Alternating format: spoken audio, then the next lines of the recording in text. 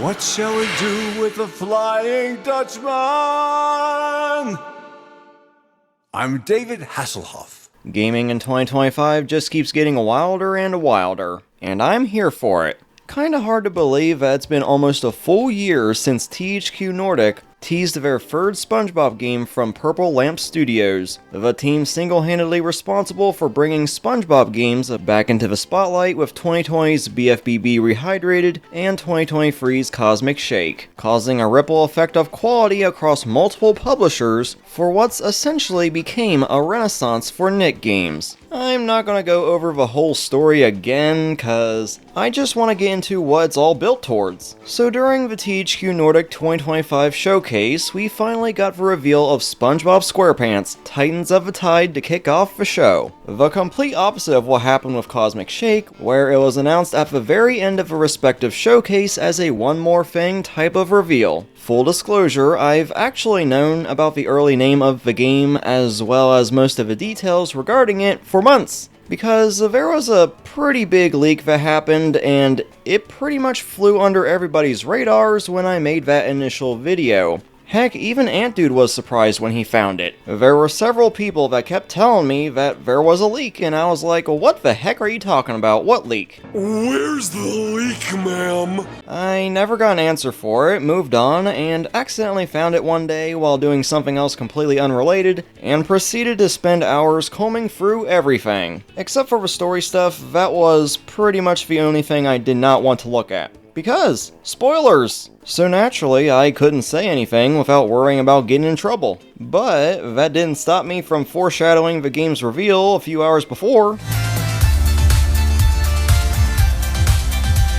Now granted, most of it was probably super early and could still make it into the game or simply get cut. So I've been trying to forget as much of it as I could, and it seemed to mostly work. Though, I still have to be careful with what I say in this video. But thankfully, there's still a few surprises accompanying the reveal that weren't present in the leak, that I will be getting into today. So without further ado, let's dive into everything we know so far regarding Titans of the Tide. Okay, it's actually more like nearly everything we know so far, cause I can't talk about the leaks. So right off the bat, the game arrives on November 18th for PC, PS5, Xbox Series, and Nintendo Switch 2. Yep, you heard that right. Titans will be the first fully current-gen SpongeBob game, leaving the PS4, Xbox One, and Nintendo Switch 1 behind. I thought what we had was special! Which I guess isn't a bad thing, cause the less platforms it's developed on, results in less issues that need to be polished and makes it easier when developing patches. Cosmic Shake, for instance, even with all the patches, still has issues regarding the English dub on PlayStation, making itself pretty apparent in the very first cutscene with delays in audio or skipping before correcting itself. I'm ready! I'm ready! I'm ready! I'm ready! I'm ready!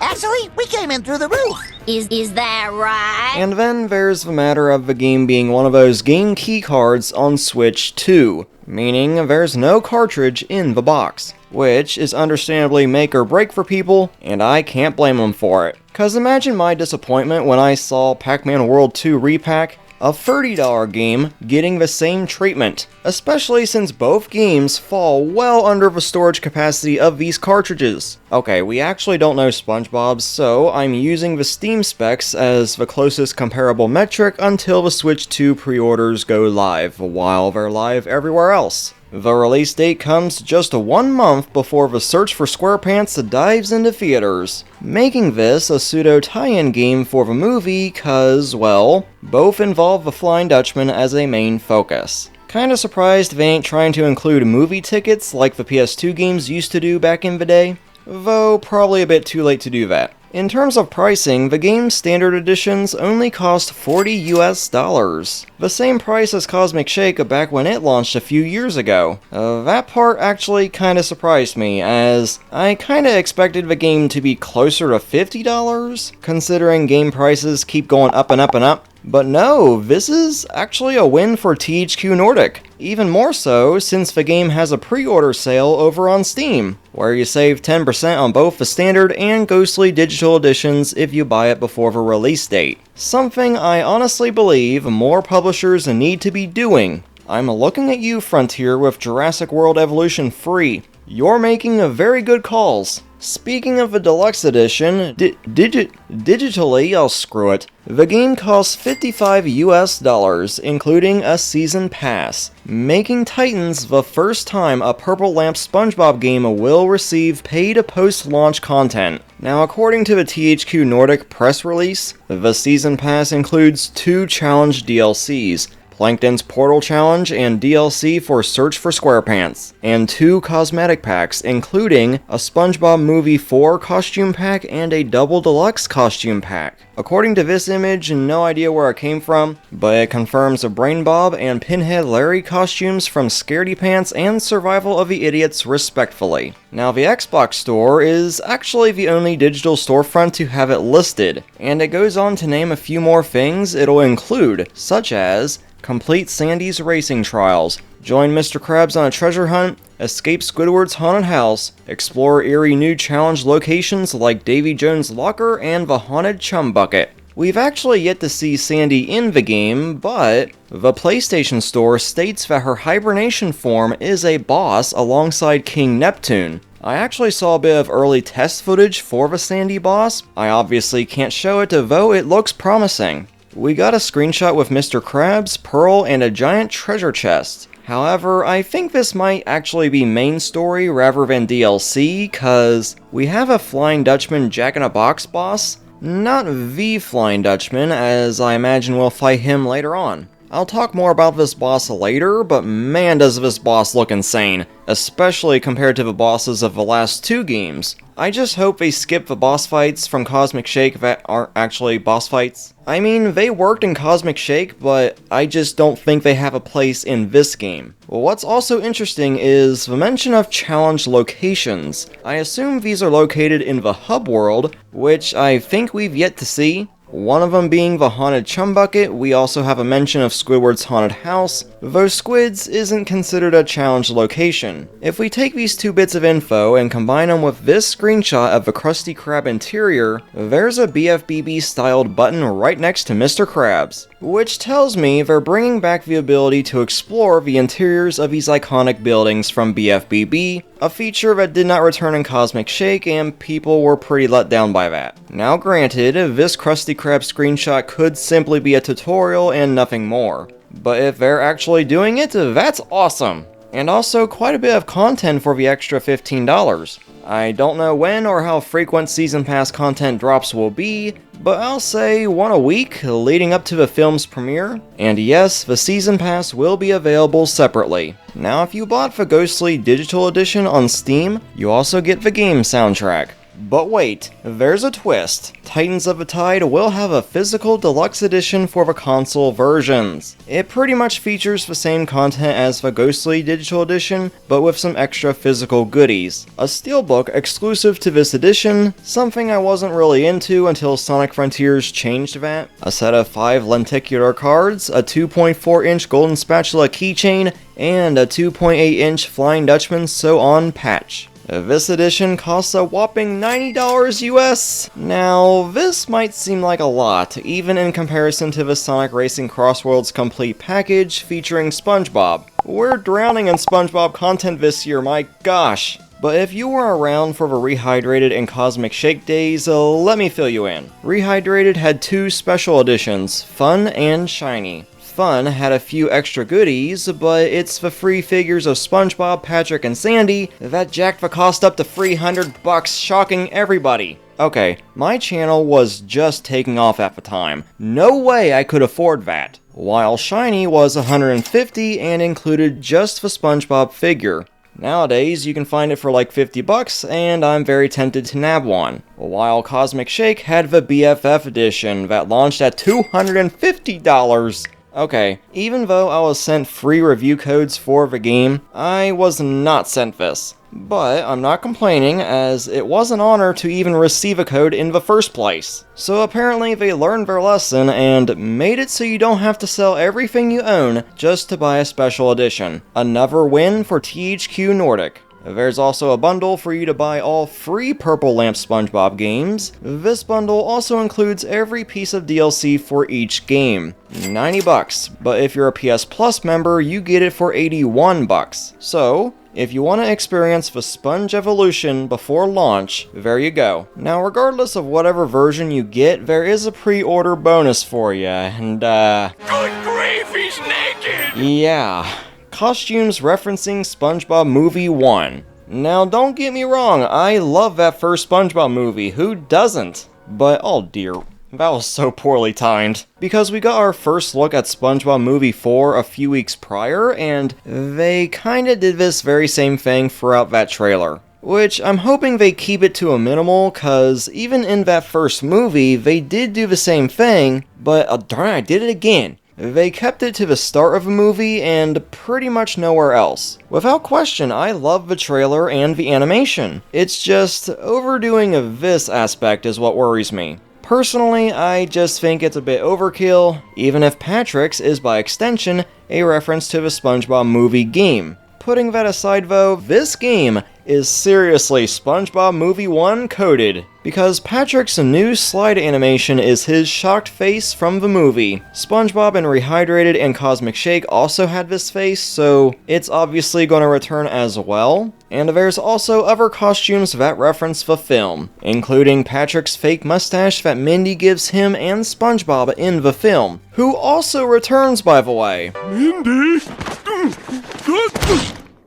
I've known about this for a few months now, but even I'm shocked to see her in a game. Again. So PlayStation casually announcing her return in a PlayStation blog not even a day later was completely unexpected. But I want to point out that this actually isn't Mindy's return to the series, as she's been showing up for a while alongside Dennis in the actual show since 2019 during SpongeBob's 20th anniversary episode A Big Birthday Blowout in Season 12. Since then, she's made a few video game appearances in Adventures in a Jam on mobile and SpongeBob's Tower Defense on a Roblox. Titans of the Tide would be her first major appearance after the movie. That said, I can already hear those multiple Neptune theories spinning out of control. As to who will voice Mindy, I don't know. Don't know? What do you mean you don't know? You saw the leak! Yes, I did, but there was nothing in there mentioning her voice. Like I said, pretty early stuff. Though, I wouldn't be surprised if they did get her one and only voice to return. Yes, I do believe she voiced the character in the game as well. Considering they do appear to have enough budget to bring back. I'm David Hasselhoff. It is so surreal to me this guy is willing to return to a SpongeBob project after almost 20 years just to sing an original song for the game titled King and Ghost, using the Drunken Sailor Shanty as the bass that I don't think has been used in the show for a long time, with his vocals popping a bird Shrek style, and also confirming mayonnaise is in fact an instrument. Sorry Squidward, you were wrong. It kinda feels like Purple Lamp heard the requests for the SpongeBob movie game to get the rehydrated treatment, and since the chances of that weren't very high due to it being based on an over 20-year-old movie, we got the next best thing. But you can just tell the team are really passionate about the show, the movies, the past games, and had a lot of fun putting this trailer together. Love to see it, and they even emphasize the fun in the game description. When the Flying Dutchman and King Neptune's egos collide, the result is pure undersea chaos. Spectral mayhem spreads across Bikini Bottom, and only two bravish heroes can set things right. SpongeBob and Patrick must team up, combine their unique skills, and hopefully stop the total ghostification of their world. From the depths of Neptune's palace to the icy peaks of Mount Bikini, fans will explore iconic locations, face epic bosses, and first and foremost, have fun. The main takeaway for me is, I'm kinda shocked that it's taken this long for the Flying Dutchman and King Neptune to even interact with each other. Heck, it took Plankton until season 11 to even meet the Dutchman. So it's nice to see him tapping into something that hasn't been done in the series yet. Now, what has been done before is making the Flying Dutchman a main threat in the story. Revenge of the Flying Dutchman, while also being the first 3D SpongeBob game, was actually the first one to do it, and Titans is now the second. So it's kinda cool we're getting these callbacks to the classic SpongeBob games. But again, why is the Dutchman not transparent? This has been a minor nitpick I've had with both Rehydrated and Cosmic Shake that Nick Brawl 2 actually got right and existed in the original BFBB. So why is it this particular detail always gets ignored? Oh my gosh, I just realized the fourth movie is doing it too, darn it. I need to move on to my second takeaway or I'm just gonna analyze the Flying Dutchman in every single SpongeBob project ever. So takeaway 2, the upgraded visuals. The cutscenes definitely showcase this the most, with the intro portion of the trailer being almost identical to Cosmic Shake's gameplay reveal trailer, almost recreated shot for shot, but slightly longer than Cosmic's. Even compared to the final version, it looks like a pretty good step up from Cosmic Shake. No idea if we're on the Unreal Engine 5 now, but I'd imagine it's why the game looks better overall, and I'll get more into the visuals as we go. Takeaway number 3 are the level locations that are mentioned. We don't know how many there's gonna be, and to be honest, I actually forgot how many there were, which works out for the more speculative purpose of this video. What's mentioned out of the gate is Mount Bikini, originating from the Season 8 episode Are You Happy Now? Stupid amateurs. Fantastic. Though the footage looks more like frozen jellyfish fields with BFBB's Jellyfish Rock in the background, so maybe they connect into each other? Either way, I'm a sucker for snowy, icy levels, so that's an easy 10 points. Not to mention, we got ice physics again after they disappeared from Cosmic Shake, with unique animations for both SpongeBob and Patrick, but SpongeBob's returns from BFBB. Neptune's Palace we see in a few cutscenes, and I think a bit of gameplay for the interior and this one screenshot. The Poseidome returns from BFBB, where the Robo Sandy boss took place. A brand new ruins location, I got nothing on this one. Goo Lagoon looks to be returning, we even see a broken sign during one of the sliding sections of the trailer. And during the returning Bubble Surfboard segment from Cosmic Shake, this right here is the same area from the start of the trailer. The lighthouse and Goldie's treasure in the background kinda give it away. But it's at a different time of day, possibly confirming a day and night cycle. Always appreciate one of those, and something I actually advocated for in Sonic Frontiers. In the background of this Goo Lagoon screenshot, we can see this floating Krabby Patty balloon thing. I got no idea what this thing is. Personally, I'm guessing this is the brand new hub world, granting access to every level. We can even see the thing outside the Krusty Krab in this cutscene. The fact we can see it from other levels actually calls back to BFBB. No matter where you are in the game, you could always see Bikini Bottom and other locations from other levels, adding to the scale the game had despite not being a seamless adventure like Jak and Daxter. Though Cosmic Shake kind of had this same feeling of vastness to it, because you can still see the start of the level from the end.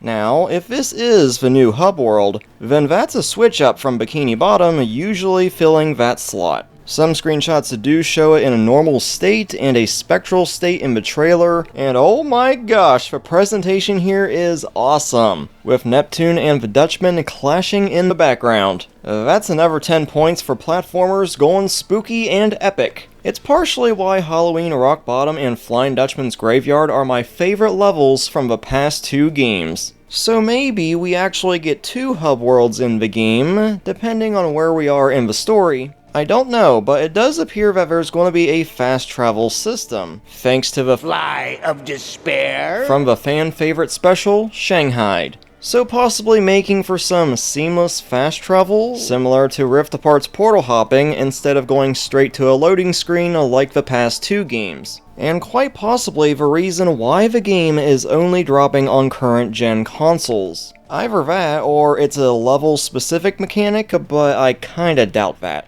Moving on, I've been mentioning costumes a lot up to this point, so let's speedrun the remaining costumes and what they reference.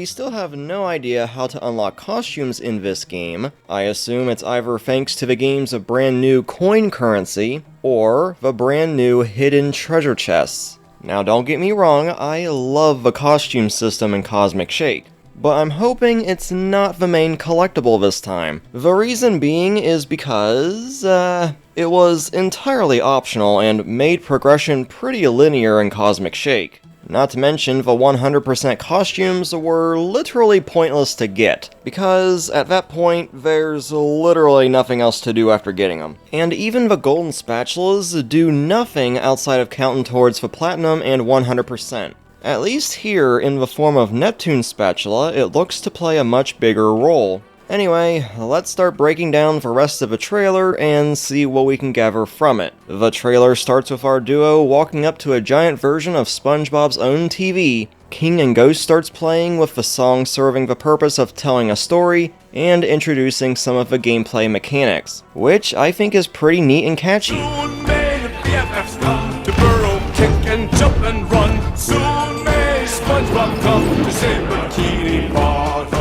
Speaking of neat and catchy, I did finally get to watch the Plankton movie during this editing session, and wow, that is a darn good movie, and both Plankton and Karen's themes are still playing rent-free in my head alongside this song. So yeah, I highly recommend Plankton, go give it a watch. It deserves to be in the same conversation as the main SpongeBob movies. And yes, I'm gonna pretend Sandy didn't happen. Okay, now it's gameplay time. Wait a minute, I see Tikis! These guys return from BFBB and Cosmic Shake. But in Cosmic Shake, I actually had an issue with them. And I talked about this in my review, but they are static compared to how they were in BFBB, where they had so much life put into them. Which they did keep in the remaster by having their eyes move and teeth chattering. Yeah, that was completely non-existent in Cosmic Shake, so that was kinda disappointing. And I thoroughly checked this trailer for every single Tiki, and all of them, I'm sad to report, appear to be static. Heck, some of them are even floating mid-air. I'm pretty sure that's not supposed to happen unless they're introducing a brand new type of Tiki. Seeing as the game does play around with the invisibility aspect, it could be possible. I got no idea if there is, as I don't recall seeing anything about Tikis whatsoever in the leak. Shifting focus to the core moveset of the game, we're immediately introduced to one of Patrick's new moves, burrowing, allowing him to dig underground, and no idea if there's a timer attached to it or if it ends when you want it to. When popping out of the ground, it can be chained into a double jump. Popping out of these mounds gives you a boost jump. And during a section of a boss fight against the Flying Dutchman Jack-in-a-Box, Patrick essentially dolphin jumps out of the ground to avoid attacks. I kinda feel like they took some inspiration from New Super Lucky's Tale with this move. Honestly, this game doesn't get enough recognition, so giving it a slight nod here is definitely appreciated. Speaking of taking inspiration, there is the mechanic of holding special object to reveal the path forward that so many platformer games utilize. So I'm not really surprised it's in here. A Hat in Time was certainly the most unique take on it, and I'm not saying SpongeBob needs to top it. So long as it's fun, we're good. Now to the bright, shiny new mechanic this game brings to the table. Instant character swapping.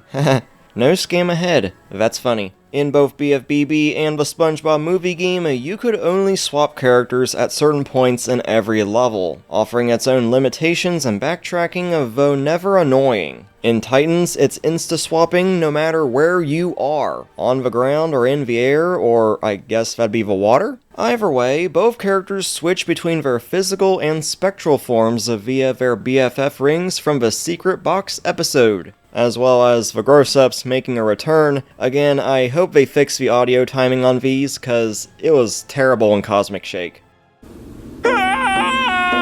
Very out of sync, and the option for auto-progressing dialogue did not apply to these. So yeah, you could say I'm a bit annoyed. There's going to be a lot of insane uses for this insta-swap mechanic. I can't speak of anything outside what's shown in the trailer, such as Patrick jumping out of such as Patrick jumping out of the ground to switch to SpongeBob for his karate kick or bubble bowl, both returning from Cosmic Shake and swap back to Patrick for his grapple move to extend this platform. Where unlike previous games, that being BFBB and the movie game, Patrick doesn't need to be touching the object to grab it, as he can just pull it to himself, throw it at the boss to stun him, and let SpongeBob deal the damaging blow. Aside from this being a really cool setup for a boss, these are tag team mechanics. Normally something you'd see in fighting games, but never platformers. The last time I can remember a platformer doing it was Sonic Heroes in 2003. Oh, I can see the war already breaking out in the comments. But this ability looks to build upon the sense of flow Cosmic Shake introduced, which I loved, and actually comes from fan requests people had to make Patrick playable again after he was reduced from a fully playable character and rehydrated to a balloon that just follows SpongeBob everywhere he goes. So now they're both balloons. Well, ghosts, close enough I guess. Either way, I'm glad they're listening, and I hope they take the feedback regarding Cosmic's final boss being way too easy into consideration. Anyway, though you have the ability to insta-swap at any given time, I did notice in the section with the Poseidome in the background, during one of the returning Cosmic Shake rock-rolling sections, something Patrick can do now. SpongeBob's in two places at once, he's following Patrick, but also right here. Could be a visual bug, an indicator saying to switch, or it's simply a forced switch cause of SpongeBob's moveset might be needed up ahead. I don't know, I hope it's not forced, cause that'll take away from the freedom this mechanic brings to the table. It also appears we'll be introduced to this insta-swap mechanic on this floating Krabby Patty balloon thing from earlier. Though speaking of returning abilities from Cosmic Shake, SpongeBob's Pizza Box Glider returns. The box is open this time, but the pizza does not come out. We're so close, dang it! Patrick can also use the bubble surfboard I mentioned earlier, and it does seem to function the same, but with an expanded use limit, cause look at how big this area is. But right here is where we get a clear view of the game's level design. Something I had no idea people were even having an issue with regarding Cosmic Shake, with several people pointing out how much more linear the game felt when it came to how you approached completing levels compared to BFBB. In Cosmic, you couldn't do part of a level, leave, start a different one, and come back later. It was purely restricted to one level at a time, and feeling like a mix of BFBB and the movie game, which I didn't mind. And yes, while these levels were open in places, they still kind of funneled you in the required direction most of the time, solely to progress the story.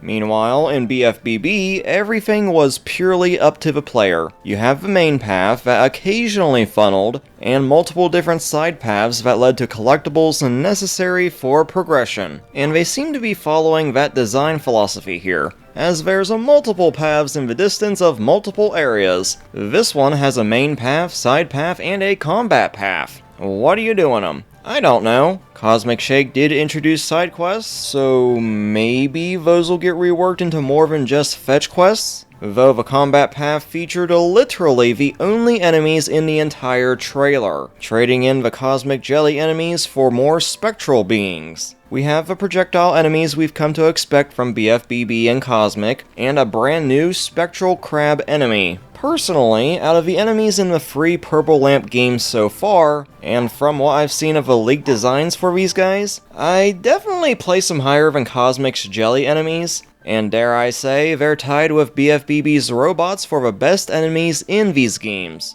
Might be a hot take, might be too early to even say that, but that's where I stand until I get my hands on the game. Final few things and I'm out of here until launch. I'm probably going to butcher this name, so here goes. Queen Amphitrite returns from the Clash of Tritons special. I didn't mention this earlier as I wanted to maintain a flow, so for anyone yelling at me before finishing the video, you owe me an apology, but still, it's always nice to see more returning characters. What's that? Her and Triton made a cameo and rehydrated? Oh my gosh, how did I forget about this? Titans of the Tide is or was playable at Gamescom this year, depending on when this video goes live. The demo was approximately 30 minutes long, and although I've already sprinkled some of the details and footage throughout the video, I do want to speedrun the remaining details I did pick up on before finishing the video, such as the combat receiving an upgrade, Instead of the usual one-hit attacks from the last 2 games, they're now 3-hit combo attacks, with Patrick able to use his cartwheel move from the movie game in the air. I guess kinda his own version of SpongeBob's jump stall, complete with his own version of the glider, that can be used on brand new air vents to reach higher locations. Further adding to that flow I mentioned earlier regarding Cosmic Shake. Aside from the tikis, though some of them are partially buried, so that's a nice touch, literally everything about this game just feels more dynamic so far. From paths made in the sand when characters walk around, a lot more NPCs scattered about, making the world feel more alive and even react to attacking enemies. Oh, he did. The dialogue system has also been reworked. Instead of showing characters from one angle at a time, all the characters can now share the screen when talking at once. And for the first time in the series' history, we now have seamless transitions from cutscene to gameplay. Oh, and finally, they added a drop shadow indicator to the game, thank goodness! I've been asking for this one for a while, but yeah, I'm very impressed with what I've seen from this demo. Even the humor is good, like we haven't had this type of joke in a while. And finally, I'm officially part of the THQ Nordic Content Creator Program. I got approved for it a few days after the game was announced, so that means there's a higher chance of me getting a review copy, but mostly, I'm glad to further build this connection between me and THQ Nordic. Which isn't a point where I thought I would ever reach when I started making SpongeBob content back in 2019, because in just 1 year of BFBB Rehydrated content, I went from 300 subs to no monetization whatsoever, to over 2,000 subs, a monetized channel, and years later, a review copy for Cosmic Shake. All that stemming from a collective excitement for an almost 2-decade-old game making a comeback. One that I've been playing for over 20 years and will continue to play. So you guys tuning in to hear my passionate ramblings for SpongeBob and other platformers helped make this happen. Thank you for helping me get this far amidst the ever-changing YouTube landscape, to the point I can review the latest SpongeBob games as they release. You guys have my respect, and with that said, I believe that's just about everything we know about Titans of the Tide so far that I can talk about. If I missed anything at all, as well as your thoughts on the game, will you be picking it up day one, and what edition are you getting? Please feel free to let me know down in the comments section below. As always, be sure to subscribe and hit that bell for more SpongeBob and Nicktoons content. And once again, I've been BlueKnight, and until next time, stay hydrated.